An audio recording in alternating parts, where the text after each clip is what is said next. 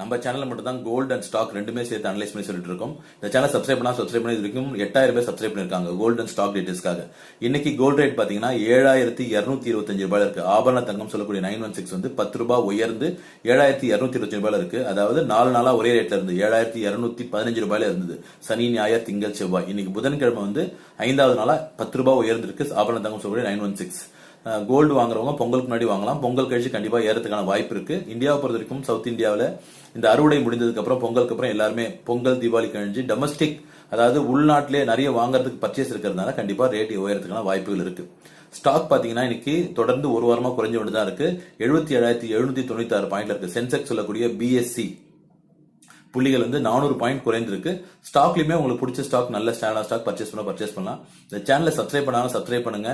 உங்களுக்கு பயனுள்ள தகவல் investment, stock market details, gold market, gold purchase சொல்லிட்டு இருப்போம் இந்த சேனல். தேங்க்யூ.